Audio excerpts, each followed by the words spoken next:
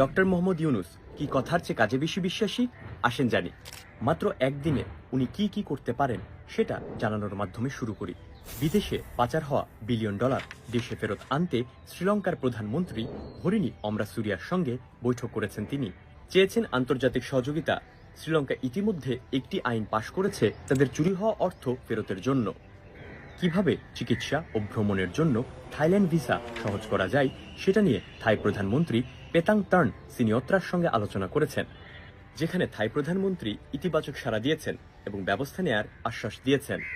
Air connectivity, maritime trade, rail ও road connectivity নিয়েও আলোচনা হয়েছে। এফটিএ ফ্রি ট্রেড এগ্রিমেন্ট বিষয়ে যৌথ স্টাডির প্রস্তাব দেওয়া হয়েছে। যে রোহিঙ্গা সমস্যা 7 বছরে সমাধান হয়নি সেটা ডক্টর মোহাম্মদ ইউনূস 7 মাসে সমাধান করে ফেলেছেন। জাতিসংঘের মহাসচিবকে দেশে আনার 7 সপ্তাহ পার হওয়ার আগেই মিয়ানমার প্রথমবারের মতো তাদের 1,80,000 রোহিঙ্গাকে ফেরত নিতে সম্মত হয়েছে। 70,000 জনের পরিচয়পত্রে যাচাই বাছাই চলছে।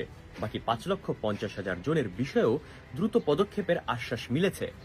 শুধু তাই নয়, রোহিঙ্গাদের আগে যেখানে খাবার বাবদ মাসিক $7 তথা 847 টাকা দেওয়া হতো, নতুন বাজেটে সেটি বাড়িয়ে এখন জনপ্রতি খাবারে $12 তথা 1,452 টাকা দেওয়া হবে। বাংলাদেশকে আসিয়ানের সাথে যুক্ত করতে ডক্টর মোহাম্মদ ইউনূস চেষ্টা করে যাচ্ছেন। থাইল্যান্ডের প্রভাবশালী রাজনৈতিক ও ব্যবসায়িক নেতাদের সঙ্গে ব্রেকফাস্ট মিটিংয়ে প্রফেসর ইউনূস বলেন, আমাদের ভবিষ্যৎ আসিয়ানের সঙ্গে যুক্ত। বাংলাদেশ যদি আসিয়ানের সদস্য হয় তাহলে 10টি দেশের সঙ্গে ভিসামুক্ত চলাচলের সুযোগ তৈরি হতে পারে। দেশগুলি হচ্ছে Indonesia, Malaysia, Singapore, Thailand, Philippine, Vietnam, Laos, Myanmar, Cambodia, Brunei. ভবিষ্যতের জন্য এটি হবে এক বিশাল সম্ভাবনা, আর এই সবকিছু উনার শুধুমাত্র একদিনের করা কাজ।